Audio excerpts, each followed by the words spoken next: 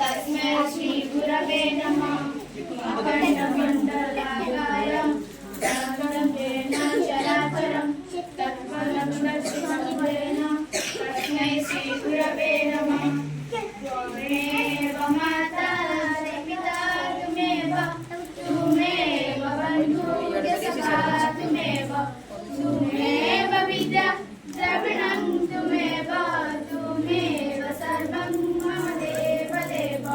त्वमेव सर्वं मम देव देव त्वमेव सर्वं मम देव देव।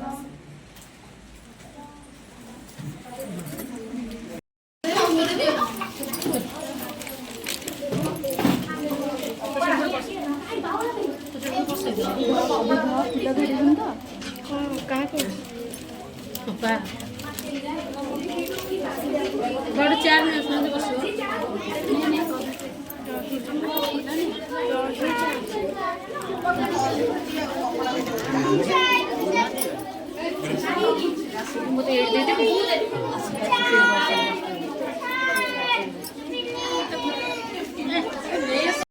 अभिभावक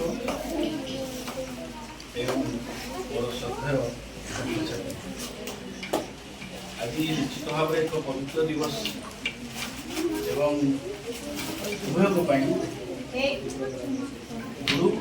तथा शिष्य जो बर्तमान गुरु शिष्यर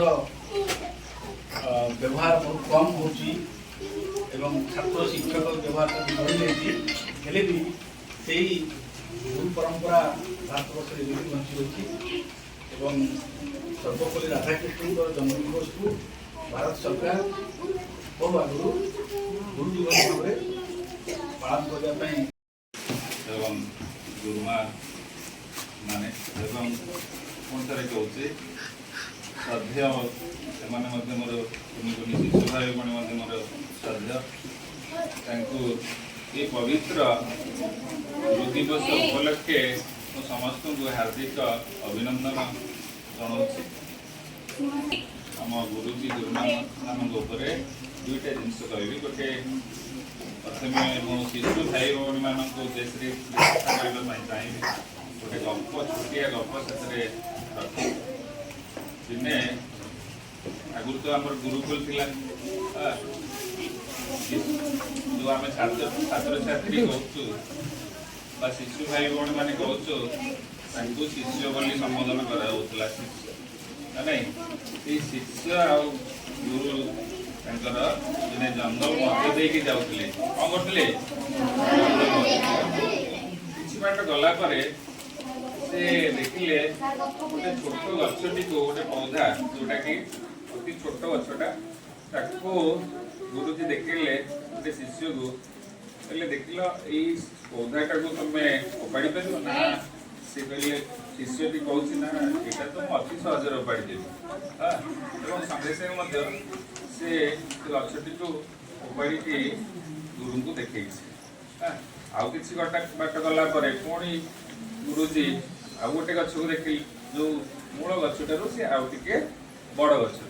हाँ बड़ गछटी को उपाड़ा उपाड़ी पार कि ना पचार सी पुणी थे से उत्तर देती निश्चय रूप गुरुदेव मुझे उपाड़ी पारि परवर्त समय से उपाड़ी देखी गुरुदेव बुझिपार कि बाट गला आगू जो बढ़ी जंगल मध्य गोटे बड़ गछ बहुत बड़ गछ हाँ से बड़ गछटी को देखिए कहले देखला ये गछटी तुम उपाड़ी पार कि ना हाँ सी कही मु गुरुदेव चेष्टा करी यहाँ उपाड़ी कि से गछ चेर एत माड़ी जातर प्रवेश कर उपाड़ा संभव हे ना तथा से कही गुरुदेव मुझे चेष्टा करी हाँ